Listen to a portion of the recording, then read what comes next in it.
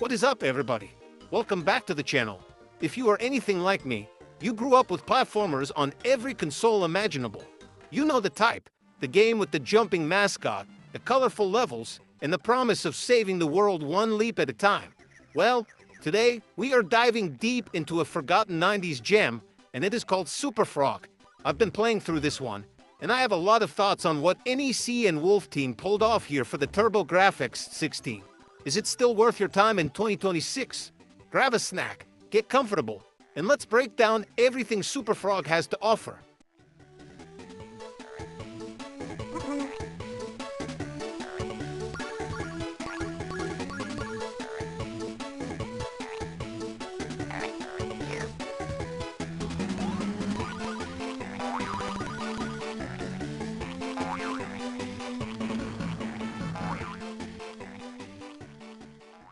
Let's start off by talking about the premise, because a platformer really lives or dies by its hero and their motivation.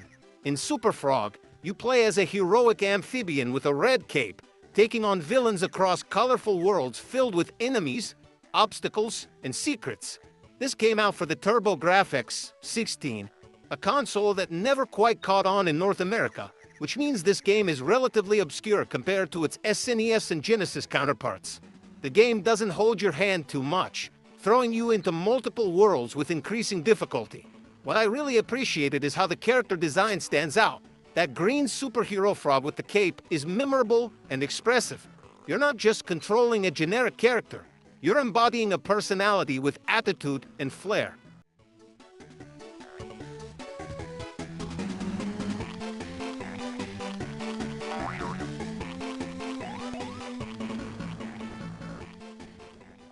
But of course, a cool character doesn't mean much if the game isn't fun to play.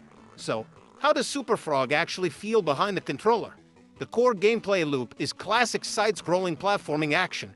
Jump across platforms, collect power-ups, defeat enemies, and reach the end of each level intact. Like most platformers of the era, there's emphasis on precision jumping, timing, and learning enemy patterns. The mechanics feel solid for a 1993 release. Running, jumping, attacking, everything responds predictably, which matters when you're navigating tricky level design.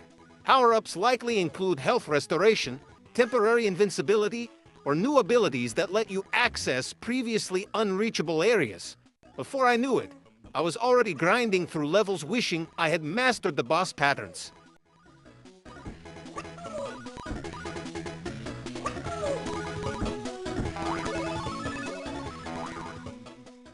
Now, we have to take a second to talk about the visuals and the overall vibe, because it is absolutely charming. The cover art features a confident superhero frog with a red cape against a vibrant orange background. His expression shows determination and sass, the kind of personality that made 90s mascots so memorable. The smaller creature nearby suggests sidekicks or companions may play a role in the adventure. It creates this incredibly playful atmosphere. The color palette leans bright and saturated, orange, green, red, making it feel energetic and kid-friendly. Whether you're bouncing through a jungle level or battling a mechanical boss, the art style keeps everything feeling lighthearted and fun. The character animations probably added even more personality to each movement.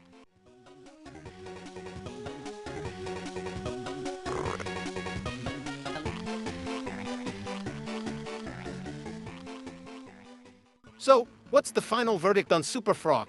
I think Wolf Team created something solid with this one. It's got respectable platforming mechanics, a memorable mascot character, and presentation that fits right into the golden age of console platformers.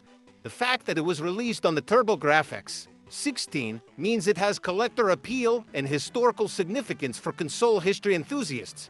If you are a fan of 90s platformers, TurboGrafx 16 classics, or just want to experience what happened when developers tried to create the next big mascot game, you absolutely need to track this one down through emulation or original HuCard.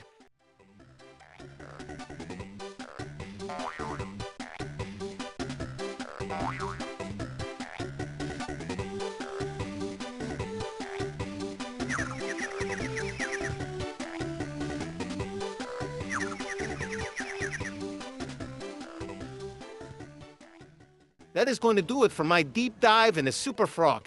Thank you guys so much for hanging out and checking this one out with me. I highly recommend checking out TurboGrafx Communities if you want to find a copy. The HuCard version is collectible, but emulation makes it accessible. Please remember to subscribe. Like, if you like to see more retro reviews or watching funny moments from my playthroughs. Let me know down in the comments. Are you a platforming purist, or do you prefer modern games? And I will catch you all in the next one.